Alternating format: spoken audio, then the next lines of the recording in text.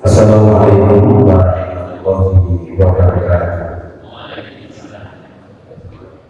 Innalhamdulillah nahmaduhu wa nasta'inuhu wa nastaghfiruh wa na'udzu billahi min shururi anfusina wa min sayyi'ati a'malina.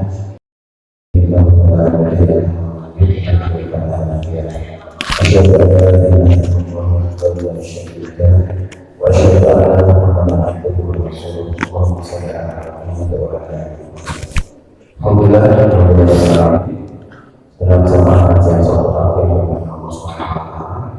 Alhamdulillah pada hari ini kita hadir di majelis yang mulia ini bersama-sama untuk pertemuan kali ini. Semoga kita melaksanakan senantiasa berbagai keberkahan dari Allah Subhanahu wa Ta'ala. Yang kedua, semoga salam dan salawat kepada suami kesana kita bersama Muhammad sallallahu alaihi wasallam. Pada kita buka kajian pertemuan yang berkaitan masalah Bismillahirrahmanirrahim. Pada sebelum hari ini saya akan dan bersama mudah-mudahan kita sama ilmu saya pada selama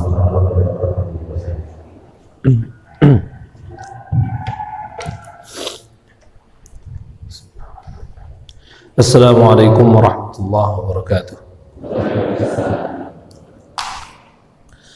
Innal hamdalillah nahmaduhu wa nasta'inuhu wa nastaghfiruh wa na'udzu billahi min shururi anfusina wa min sayyiati a'malina man yahdihillahu fala mudilla lahu wa yudhlil fala hadiya lahu.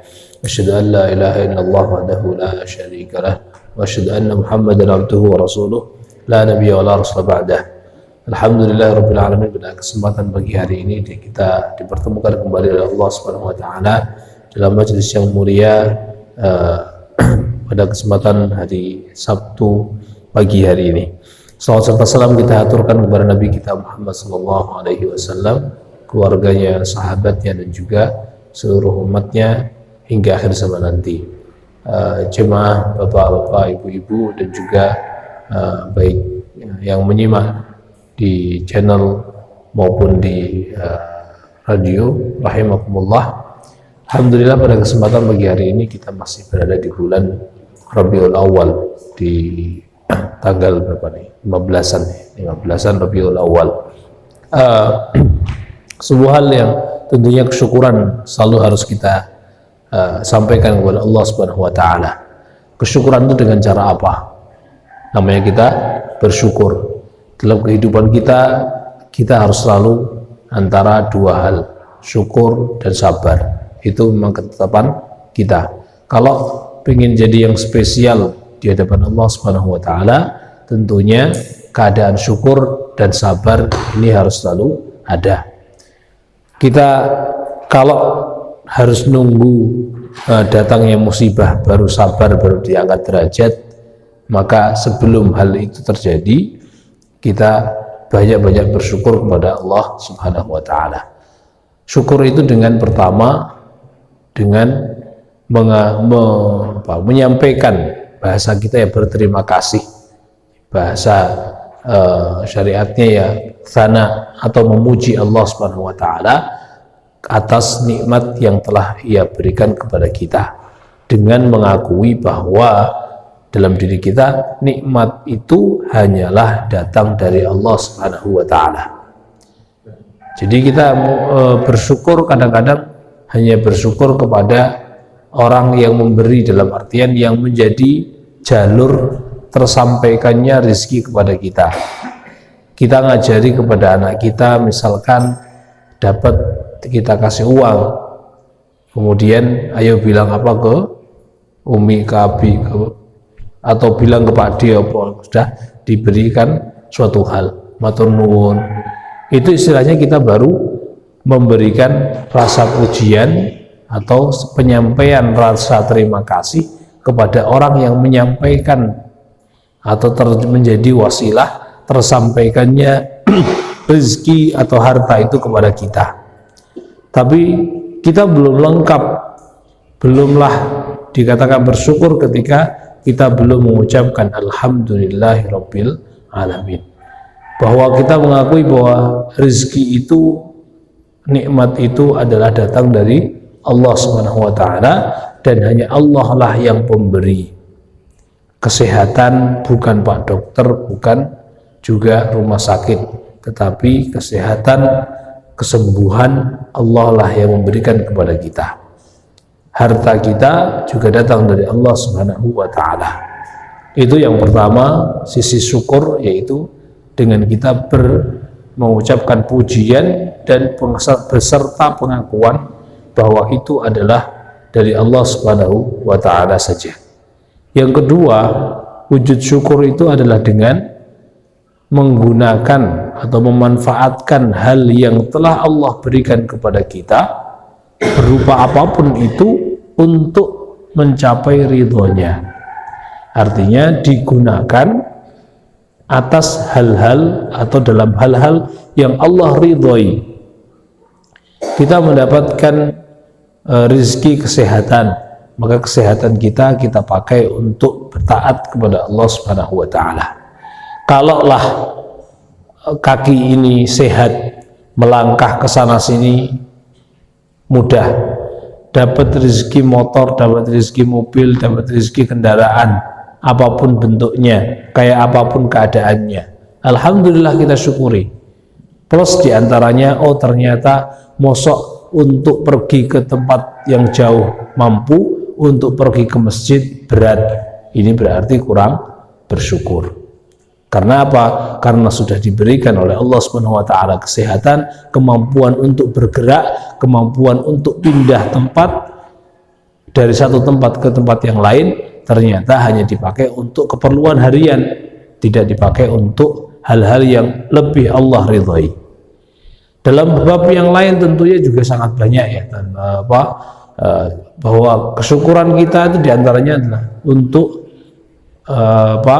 yang kedua tadi, untuk kita pergunakan apapun itu, kesehatan kita, harta, ataupun apapun yang Allah berikan, dan semua itu adalah dari Allah Subhanahu wa taala, kita upayakan semuanya hanya untuk menuju kepada ridha Allah Subhanahu wa taala. Itu baru kesyukuran kita lengkap dengan dua hal itu. Kesyukuran kita kepada Allah Subhanahu wa taala lengkap dengan dua hal itu.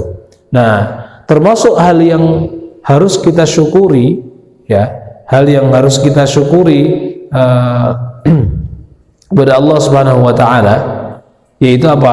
Bahwa kita ini diciptakan dan kita ini lahir termasuk dari umat Nabi kita Muhammad sallallahu alaihi wasallam. Kenapa sih? Ini hal-hal yang karena sama-sama semua manusia yang saat ini hidup itu sama-sama mendapatkannya, sehingga kita lupa bahwa itu merupakan satu nikmat besar. Ya, nikmat menjadi umat Nabi Muhammad sallallahu alaihi wasallam. Itu nikmat.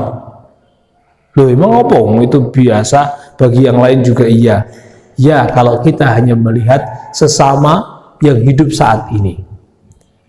Tetapi sejatinya kita harus ingat bahwa Allah Subhanahu wa taala telah meninggikan kedudukan Nabi kita Muhammad SAW di sisinya, dan Allah lebihkan dibandingkan dengan para nabi yang lainnya, sehingga pertama Allah Subhanahu wa taala menyampaikan kuntum khaira ummatin ukhrijat linnas, kalian wahai umat Muhammad adalah sebaik-baik umat, dengan catatan harus melaksanakan ta'muruna bil ma'ruf wa tanhauna 'anil munkar wa tu'minuna billah, harus amar ma'ruf nahi munkar dan beriman kepada Allah Subhanahu wa taala.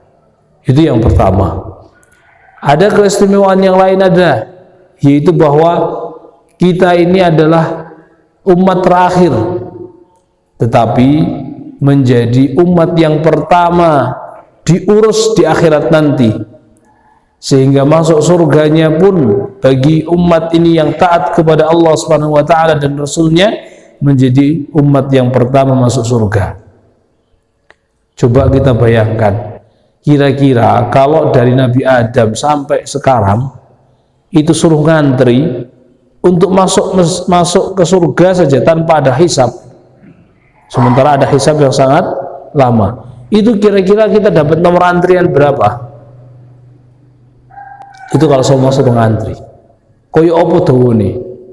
Tapi ternyata kita ini umat terakhir, dan Allah Subhanahu wa taala tetapkan akan menjadi yang diurus pertama. Itu spesial padang mahsyar, di mana semua umat manusia dikumpulkan, itu semuanya menunggu untuk dihisab. Satu hari di sana khamsina alfasanah, bahkan yang lebih. 50.000 tahun itu satu hari. Kalau satu harinya di akhirat itu 50.000 tahun, kalau Anda tinggal di sana 2 hari saja, piye rasanya? Tinggal setengah hari saja untuk mempertanggungjawabkan 60 tahun yang pernah kita lakukan. 60 tahun, sementara saat kita lahir sampai kita balik ora ditung. Anggaplah saat baliknya ibu-ibu yang udah mulai haid saat itu masih anak kecil, usia 13, usia 15, itu baru mulai dihitung.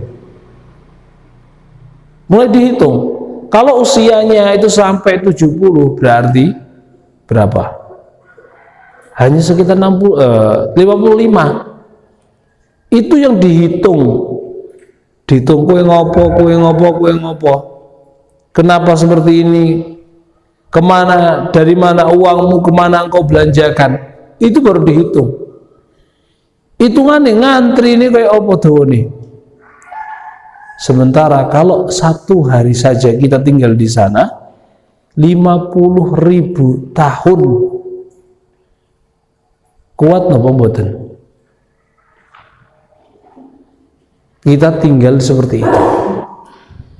Kalaulah ternyata harus ngantrinya kok ya umat yang segitu banyaknya, Allah Subhanahu wa taala telah menspesialkan kita bahwa kita adalah umat Nabi Muhammad sallallahu alaihi wasallam, maka meskipun terakhir didahulukan. Umat ini punya spesial. Termasuk yang Allah spesialkan umat ini. Itu modal loh ini. Ini spesialnya bagi kita semua modal. Bahwa umurnya paling pendek, amalnya sedikit, tetapi ganjarannya disamakan dengan orang-orang yang hidup di umat-umat sebelumnya, di umat-umat Nabi sebelumnya. Kita usia hanya 60-70, lebih-lebih sedikit. Karena dalam sebuah riwayat disebutkan bahwa umat Nabi kita Muhammad SAW itu rata-rata yang 60-70. Kalau ada yang lebih dari itu wis bonus. Kalau ada dari kita yang hidup 120 tahun, kira-kira masih seger sehat nggak mboten? Wonten teng mriki niki ten di desa niki sing tasih usianya 100 tahun apa teman?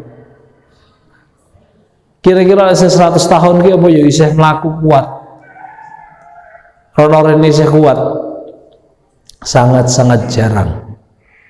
Dahulu kala disebutkan dalam sebuah riwayat, ada ibu-ibu yang usianya entah berapa ratus tahun menangis. Kenapa? Karena anaknya yang usia 200 tahun meninggal. Nangis 200 tahun meninggal. Ibaratnya kalau bahasa kita saat ini gitu ya, lele kowe kok mati, ini matimu kok nom ini kok mati. Itu 200 tahun. Akhirnya ada seorang alim yang lewat di sampingnya, kemudian berkata, "Wahai ibu, tahukah engkau bahwa di akhir zaman nanti orang-orang hanya hidupnya 60 tahun?" Seketika itu juga sang ibu itu langsung diam, nangisnya mandek. Apa 60 tahun? Sewidak tahun uripe.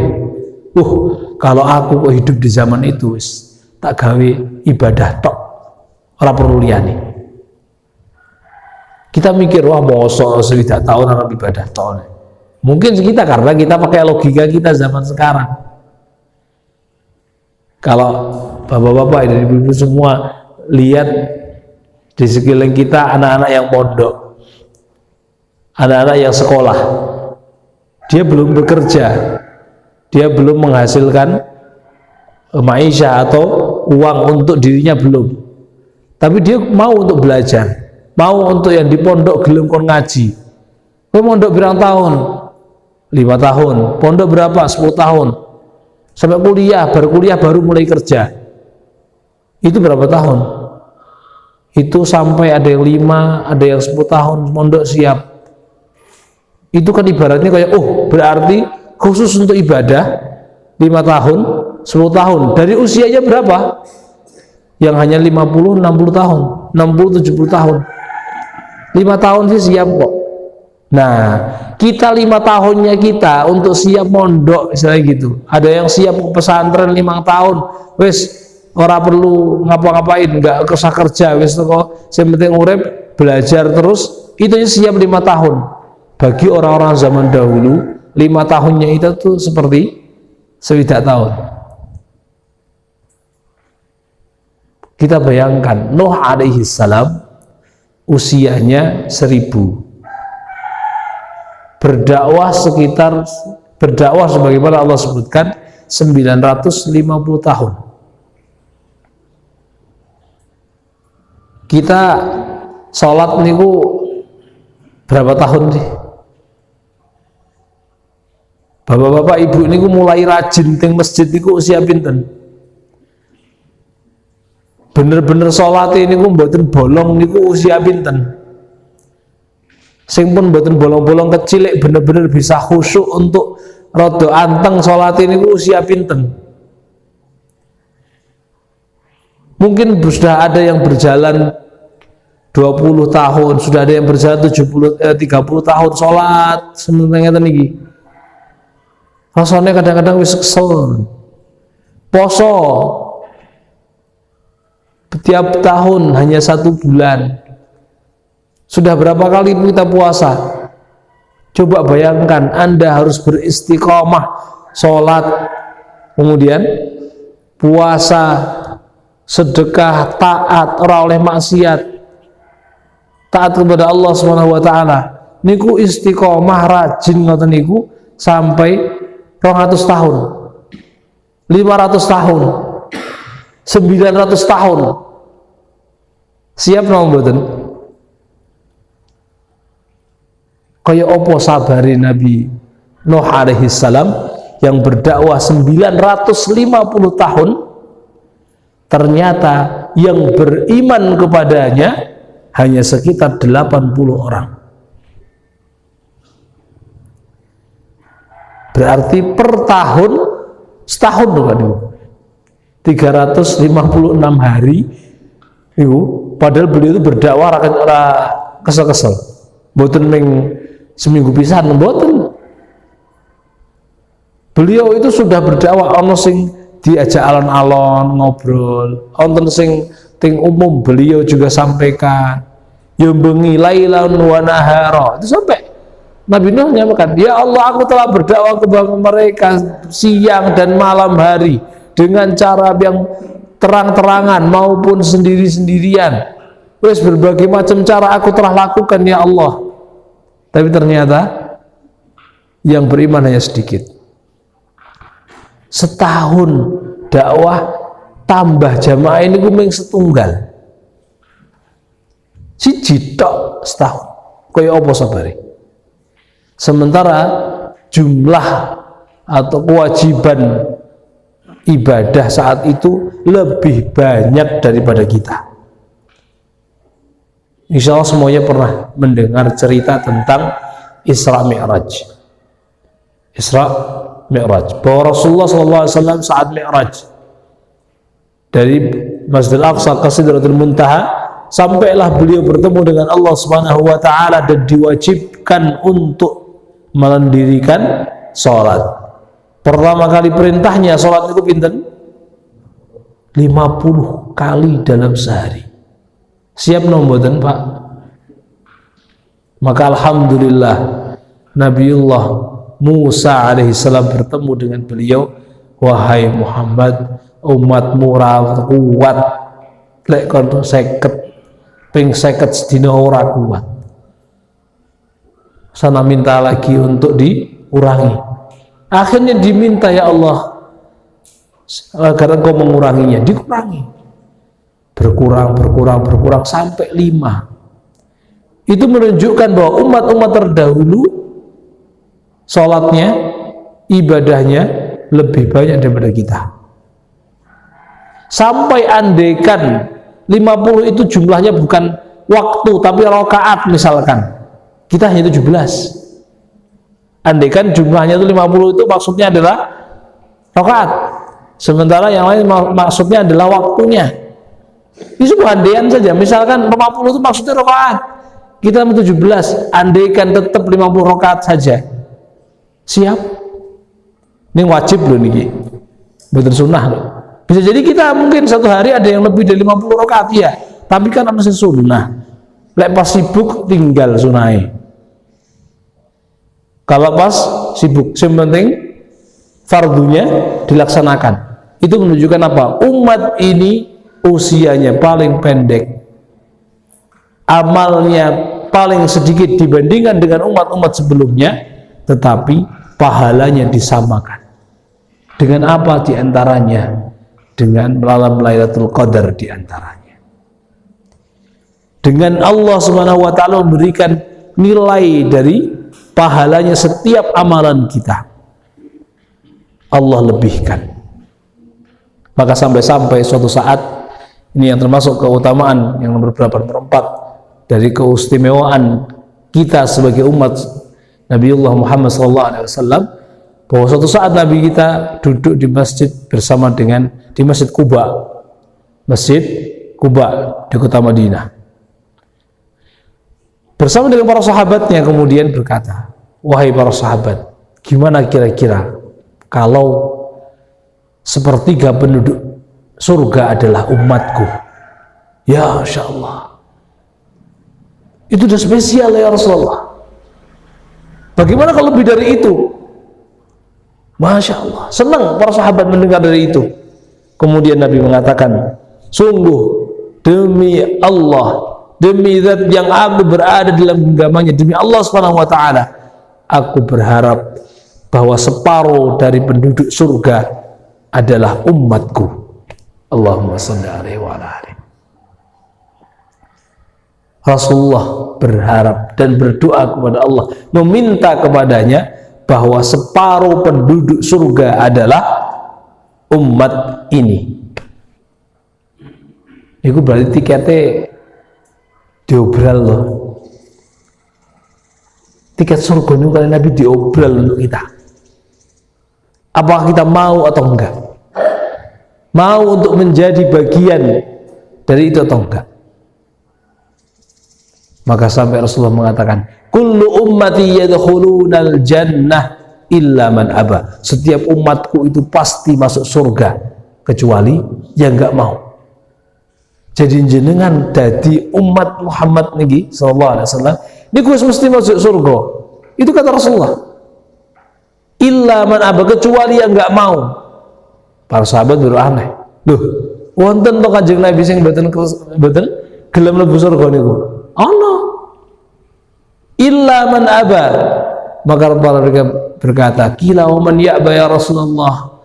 Sinten niku sing mboten gelem mlebet surga kalian jenengan niku sinten? Siapa yang enggak mau masuk surga itu siapa? Para sahabat bertanya. Qala man ata'ani dakhala al-jannah wa man 'asani faqad aba. Barang siapa yang mentaatiku, maka dia termasuk yang akan masuk surga bersamaku. Sementara yang bermaksiat kepadaku, tidak taat kepadaku, maka dialah sejatinya orang-orang yang enggak mau untuk mendapatkan tiket, yang hanya menjadi umat ini saja sudah dapat tiketnya. Ibaratnya kok dia tidak taat kepada Allah dan Rasulnya, itu berarti tiketnya harus dibuang. Itu spesialnya. Maka karena kita termasuk yang umat yang paling banyak masuk surga itu, sebagaimana saat Isra Mi'raj pula Rasulullah diperlihatkan pemandangan mahsyar, pemandangan dikumpulkannya manusia. Ternyata Jibril alaihi salam mengenalkan kepada Nabi, ya Nabi, lihatlah, itu adalah para nabi, mereka datang memimpin umatnya, datang ke tempat ini. Maka Rasulullah melihat, loh, di Di sana ada nabi, walaysa ma'ahu ahad, tapi nabi datang sendirian, orang umatnya blas. Itu ada. Dan ada nabi yang lain yang hanya dengan beberapa gelintir orang. Ada nabi yang datang dengan beberapa puluh orang. Ada nabi yang lebih banyak lagi. Tiba-tiba dilihat dari sisi yang lain. Ada yang hitam banyak, saking akeh wong kayak gelap. Ya Jibril, apakah itu umatku? Kata Jibril, bukan wahai Nabi. Itu adalah umat Nabiullah Musa alaihissalam. Tetapi lihatlah di ufuk yang lain, di arah yang lain, Nabi melihat sawat yang lebih besar. Lihatlah di sisi yang lain lagi, ada hitam golongan yang lebih banyak lagi. Itu adalah umatmu. Itu termasuk tanda bahwa yang di umat ini adalah separuhnya penduduk surga, itu adalah umat Muhammad SAW. Itu spesial. Kita harus bersyukur. Termasuk kesyukuran kita bahwa kita hidup dan dilahirkan oleh Allah Subhanahu wa Ta'ala dari rahim ibu kita, itu menjadi umat Nabi kita Muhammad Sallallahu Alaihi Wasallam, Nabi yang Allah berikan kedudukan tertinggi di antara semua Nabi, dan bahkan di semua makhluk Allah Subhanahu wa Ta'ala. Dia bersyukur banget, padahal kita tidak pernah bertemu dengan beliau. Kita tidak pernah bertemu dengan beliau, tetapi Allah spesialkan kita dengan hidup menjadi umat Nabi kita Muhammad sallallahu alaihi wasallam. Spesialnya pula umat ini di antaranya apa? Bahwa kita menjadi saksi atas umat-umat yang lainnya. Bahwa saat itu Nuh alaihi salam misalkan, beliau dihadirkan, ini Allah bertanya, wahai Nuh, apakah engkau menyampaikan tugasmu kepada umatmu? Ya, aku telah menyampaikannya. Umatnya dikumpulkan, wahai umat Nuh, kalian apakah telah mendapatkan pencerahan? Apakah Nuh Nabi ini telah menyampaikan risalah Allah kepada kalian? Mereka semua membantah, boten, enggak, kami enggak pernah dapat. Dia nggak pernah menyampaikan apapun kepada kita. Wah, kacau nih. Nuh alaihissalam telah menyampaikan bahwa dia telah menyampaikan amanah Allah Subhanahu wa Ta'ala, sementara umatnya tidak ada yang mau mengakuinya. Maka Allah, wahai Nuh, tentunya Allah sedanglah yang maha tahu. Bukan berarti pertanyaan semacam ini Allah nggak tahu, bukan. Hanya memperlihatkan bagaimana keadaannya manusia. Wahai Nuh, seperti itu umatmu. Ya, apakah engkau punya saksi? Ya, aku punya saksi ya Allah. Siapa saksimu wahai Nuh? Saksiku adalah Muhammad dan umatnya. Dan semua nabi hampir-hampir seperti ini semuanya. Ketika dia dipersaksikan apakah telah menyampaikan amanah Allah, sekian banyak umatnya tidak mau mengakuinya. Dan maka jawaban para nabi bahwa saksiku adalah Nabi Muhammad dan juga umatnya. Maka nabi kita dihadirkan, dan umat ini yang sangat banyak ini dihadirkan. Wahai engkau Nabi Muhammad, wahai engkau wahai Rasul, apakah engkau bersaksi? Maka umat ini kemudian kami bersaksi bahwa Nuh pasti telah menyampaikan risalah. Dengan cara apa kalian bersaksi? Kalian umat terakhir. Nabi kami telah menceritakannya. Dalam Al-Quran telah disebutkan bahwa Nuh telah menyampaikan risalah dan amanah Allah kepada umatnya. Dan kami percaya karena itu adalah kalamullah dalam Al-Quran. Itulah menjadi saksi. Dan beberapa keistimewaan Nabi kita yang lainnya masih ada beberapa sebenarnya terkait dengan beberapa amalan fikih, termasuk diantaranya tempat sholat. Zaman dahulu sholat itu nggak boleh di mana-mana, nggak boleh seenaknya, harus di tempat tertentu. Kalau yang saat ini orang Yahudi dengan istilah sinagog, yaitu masjidnya orang-orang Yahudi. Oh, alam saat itu apa? Masjid lah. Musa alaihissalam kalau mau sholat harus di masjid, nggak boleh di rumah, harus di masjid. Jatai sholat di masjid. Kalau kita kok ternyata nang sawah, ternyata kita sedang berada di perjalanan, di mobil, di bis, orang semedun kudu sholat, ya sudah, tayamum, sholat di bis, selesai. Mau di sawah, wah cukup nanggung, ya sudah, wudhu di situ, sholat di situ boleh. Kita boleh. Yang dulu nggak boleh, harus di tempat yang sudah ditentukan. Ada masalah ghanimah dan beberapa yang lainnya, itu beberapa keistimewaan lain. Keistimewaan umat ini yang sebagaimana utamanya yang kita rasakan harus banyak-banyak kita syukuri. Di antara tadi yang telah kami sebutkan. Maka apa terus mensyukuri itu? Di antaranya adalah banyak-banyak bertahmid dan juga banyak-banyak bersolawat kepada Nabi kita Muhammad Sallallahu Alaihi Wasallam. Bahkan kita bersolawat saja satu kali, Allah membalasnya dengan 10 rahmat kepada kita. Allahumma salli ala nabiyyina Muhammad. Itulah keistimewaannya. Maka banyaklah bersolawat. Bulan Maulid kalau kita, atau bulan Rabiul Awal saat kita mengingat bahwa ini adalah bulan di mana Rasulullah SAW dilahirkan, nggak usah ribut masalah maulidan atau enggak maulidan. Yang penting atau kita semua banyak-banyak bersolawat. Bukan hanya di bulan ini, bukan, di semua panjang tahun.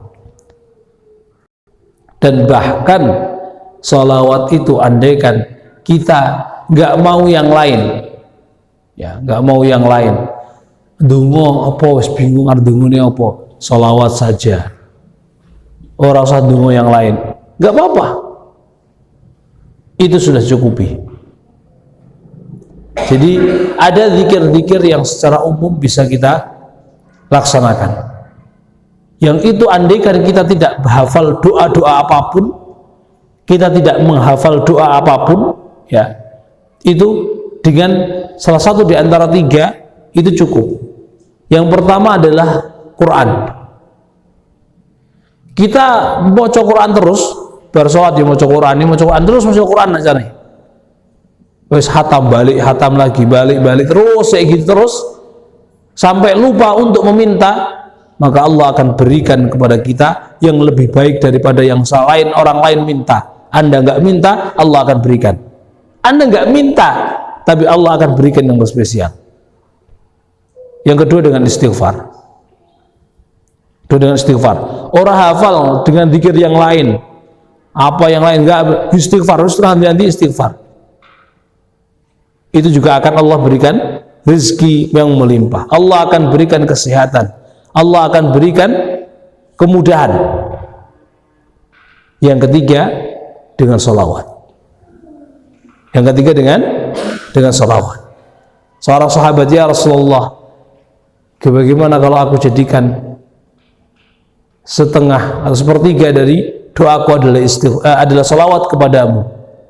Maka Rasulullah menjawab, kalau lebih banyak nggak masalah, lebih baik.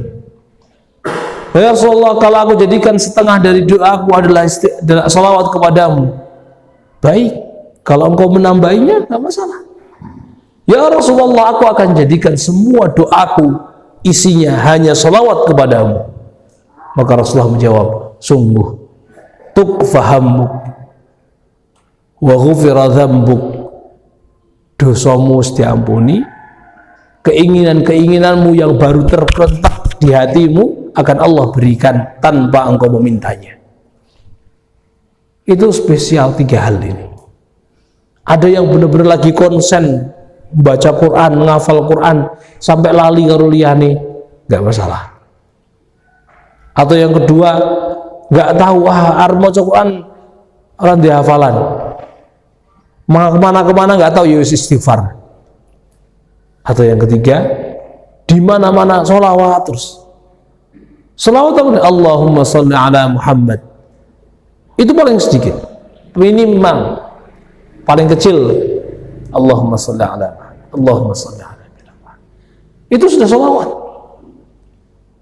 Enggak betul, wah sholawat aku tak ngapal ke sing ndi ya. Ya sama aja ngafalin lagi. Bukan yang berdendang nasid harus nyari dari kaset mana, enggak perlu itu. Nama selawat itu diantaranya, bahwa ini saya dahulukan sebelum balik lagi ke lanjutan kitabnya. Kita mengingat bahwa kecintaan kita kepada Nabi kita Muhammad SAW bukan hanya sekedar itu adalah Nabi yang kita berada ya harus mengikutinya.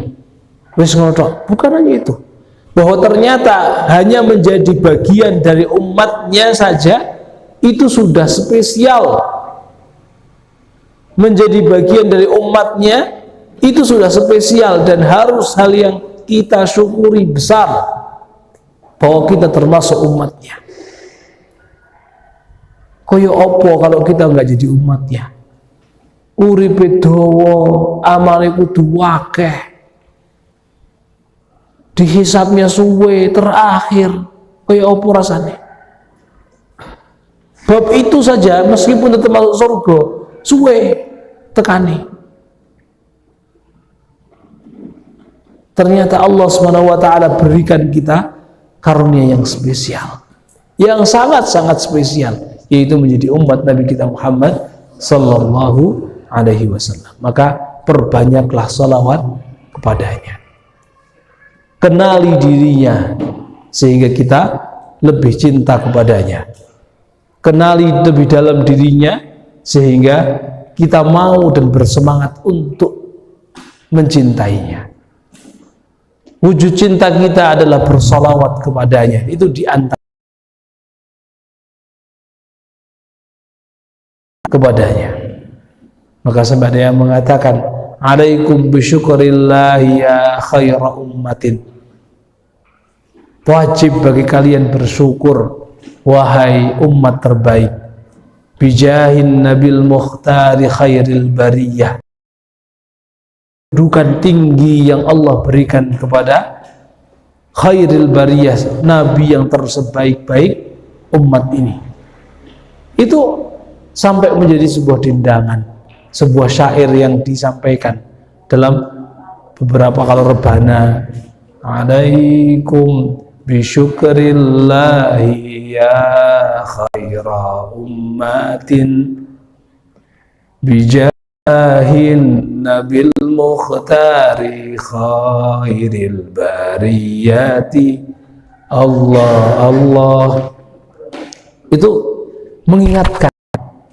Jadi itu mengingatkan kita kepada keistimewaan ini. Termasuk diantaranya beliau sebagaimana ibunda kita Aisyah radhiyallahu anha bercerita, Rasulullah bukanlah orang yang keji. Beliau tidak membiarkan kekejian, tidak mengeluarkan suara keras di pasar-pasar, akan tetapi beliau suka memaafkan. Dan contoh satunya santun. Beliau tidak suka teriak-teriak, fahash, tidak. Beliau tidak suka berteriak-teriak, tidak suka pula suara-suara yang berbicara keji.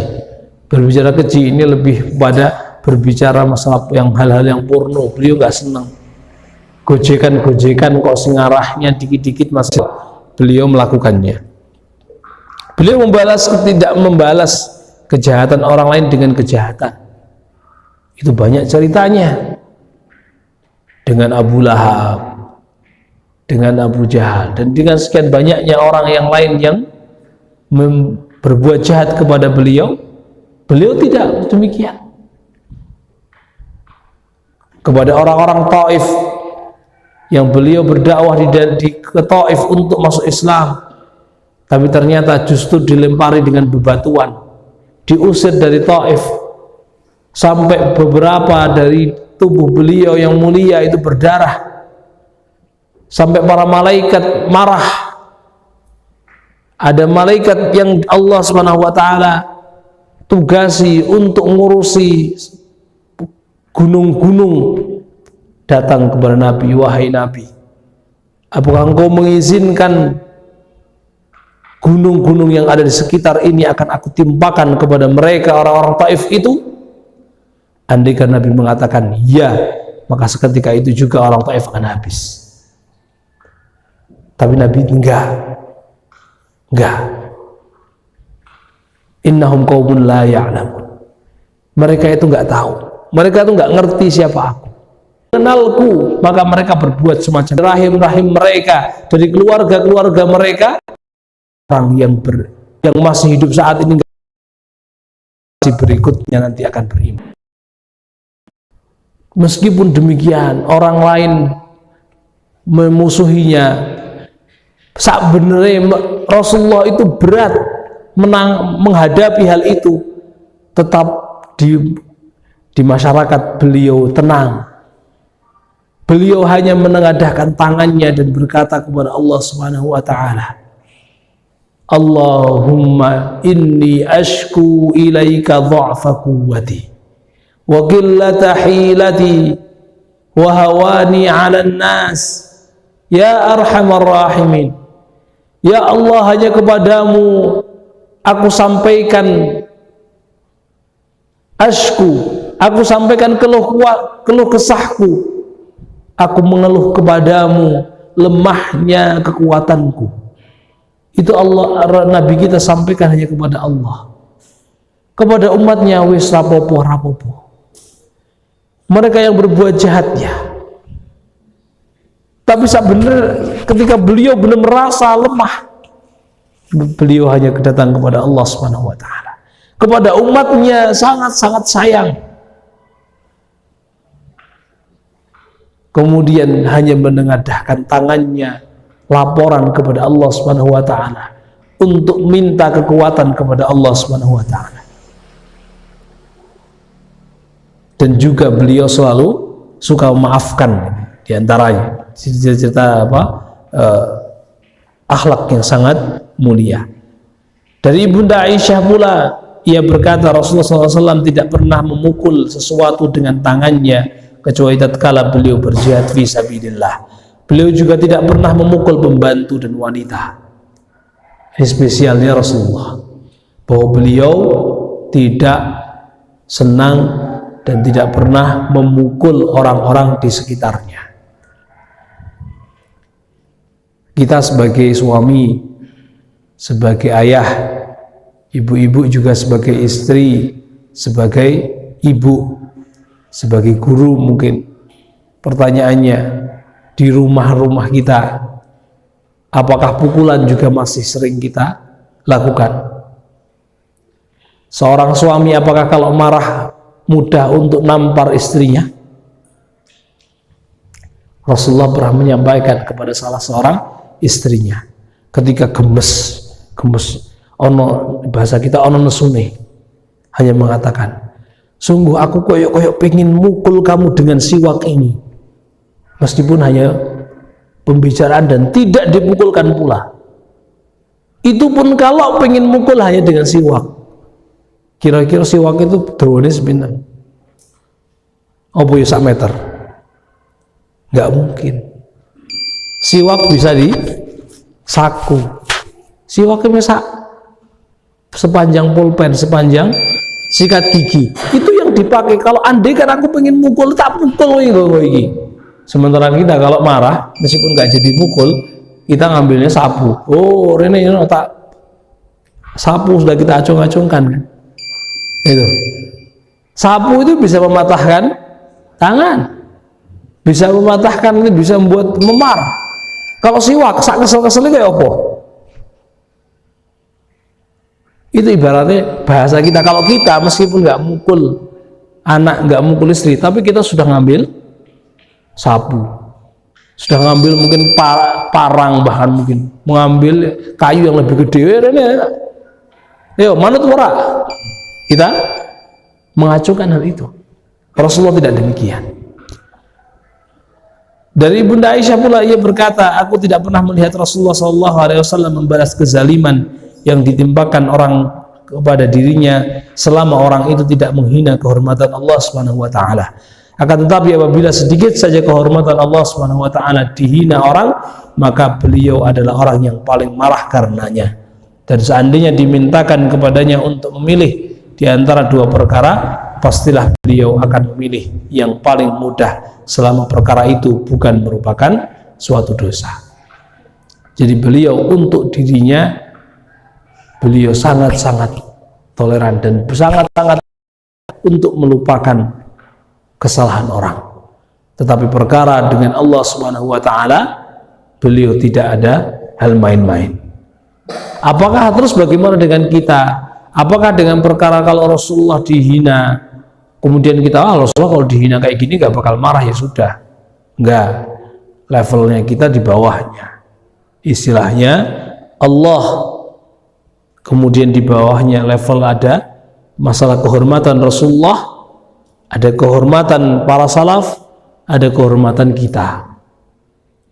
Kalau kita sendiri urusannya dengan kehormatan kita sendiri, contohlah bagaimana Rasulullah menghadapi orang tidak mudah marah.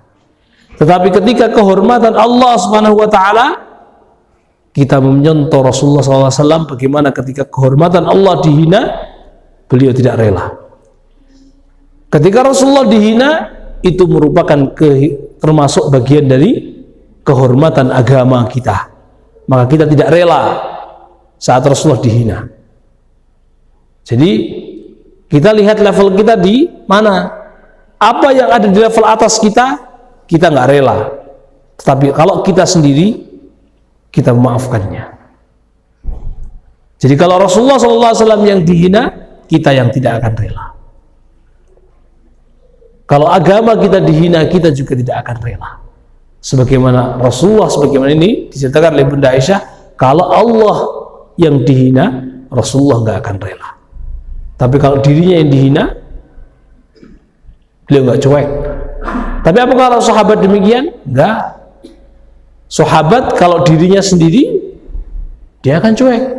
Tapi kalau Rasulullah yang dimasalahkan, mereka akan siap siaga. Maka sampai-sampai ada seorang Quraisy atau beberapa orang-orang yang di saat itu masih musyrik datang ke Rasulullah SAW untuk menemuinya dalam keadaan yang masih kafir. Beliau bercerita bahwa aku telah pergi menemui beberapa kaisar, beberapa raja-raja di tanah berbagai macam daerah. Aku tidak pernah melihat orang yang dilindungi oleh orang-orang sekitarnya melebihi Rasulullah SAW. Kalau dulu kaisar pakai singgasana, yang jaga ya jauh-jauhan. Gitu. Rasulullah itu nyantai, tidak memerintahkan, tidak ada protap kayak apa-apa. Tapi orang-orang di sekitar Rasulullah, kalau ada orang yang berani tangannya menghulur ke dekat Rasulullah, maka seketika itu juga sahabat yang di sampingnya langsung pok, nyampel tangannya, rasa jeda-jeda tanganmu.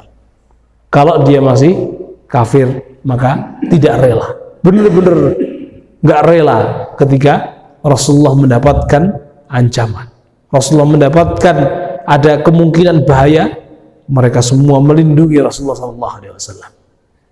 Itu bagaimana lihat para sahabat sangat menjaga wibawa dan kehormatan Rasulullah, dan juga tentunya kehormatan Allah Subhanahu wa taala. Kalau Rasulullah, hadis-hadis ini kita dapatkan bahwa Rasulullah itu tidak marah atau bisa menahan amarahnya ketika orang lain menghina dirinya, itu berarti kita terapkan untuk diri kita, bukan untuk Rasulullah. Tapi kalau tentang Rasulullah, kita terapkan hadis bahwa Rasulullah akan marah ketika kehormatan Allah Subhanahu wa taala dihina, maka beliau marah. Nah, kita menerapkannya untuk Allah, untuk Rasulnya, dan juga Kalau tentang agama ini yang dihina, kita yang tidak akan rela. Itu dari kesempatan pagi hari ini, dan insya Allah kita cukupkan bahwa pelajaran hari ini tentunya kita perlu banyak-banyak bersolawat kepada Nabi kita Muhammad SAW, bersyukur kepada Allah Subhanahu Wa Taala, dan juga menghidupkan sunnah-sunnahnya, berbangga untuk menjadi umat Muhammad SAW. Oh iya, saya satu terakhir, bahwa dengan cara apa kita agar dikenal, agar Rasulullah mengenal kita, kata sahabat, dengan apa wahai Nabi engkau mengenal kami? Dengan bekas wudhu kalian. Kalau kita yang rajin wudhu, maka akan lebih tampak tandanya bahwa ini adalah umat Muhammad SAW. Maka kita akan bertemu dengan Rasulullah di telaga Kautsar nanti, di padang mahsyar, di mana hari itu yang panjang, yang tempatnya luas, terhampar tanpa ujung. Rasulullah menanti kita di telaga Kautsar. Kita akan berjalan. Semoga Allah mudahkan perjalanannya sampai kita bertemu dengan Rasulullah SAW. Demikian kita akhiri dengan kafaratul majlis. Subhanallahumma wa bihamdika astaghfiruka wa atubu ilaik. Wassalamualaikum warahmatullahi wabarakatuh.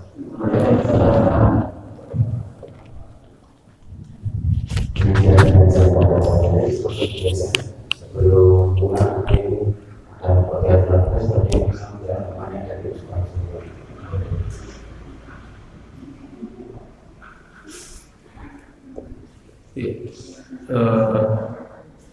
Bisa menyebutkan satu yang di beberapa dua menyebutkan keutamaan kekhususan umat ini, diantaranya apa keistimewaan dari umat ini yang Allah kita harus syukuri. Belakang dia mas dia satu yang lain, jawaban yang lain, ibu-ibu.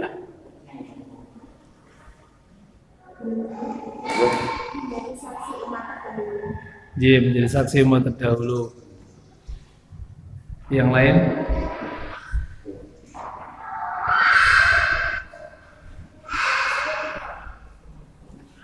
Nabung Leho,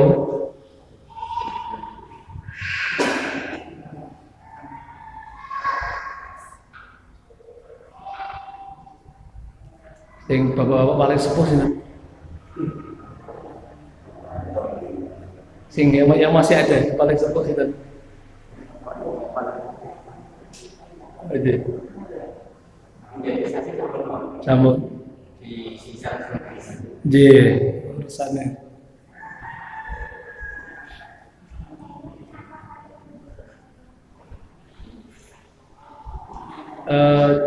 Di ibu-ibu yang paling kecil, adik-adik yang paling kecil siapa? Adik yang paling kecil? Iya, yang putra satu, yang putri satu. Iya.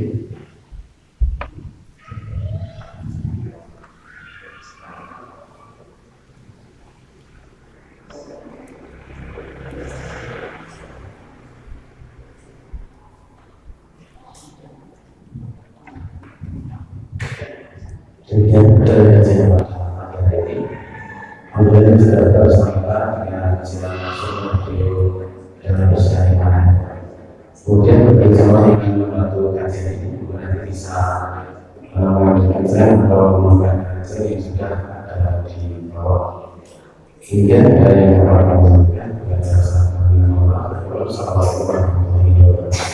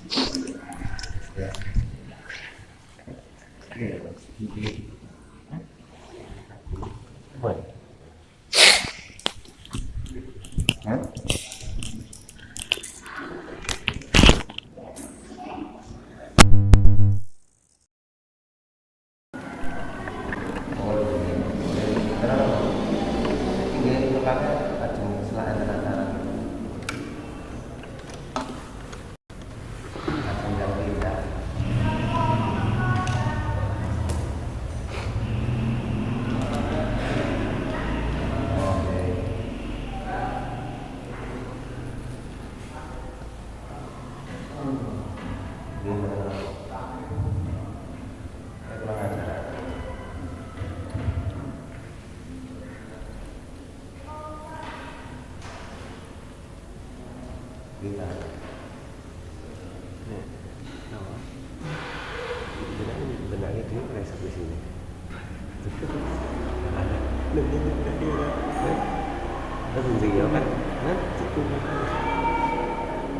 merasa dibenarkan mati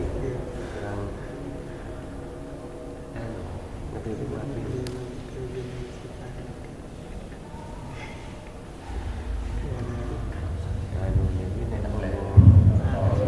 nenek dayanya itu kayak pokoknya pokoknya ini boleh selamat malam.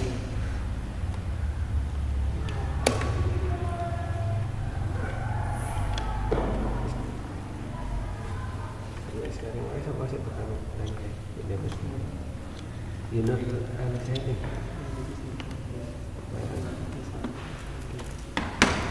Ini saya garap biasanya. Langsung selek ya. Mas Tuan. Mas Erik ya. Mas selek. Mak biar sih. Selek.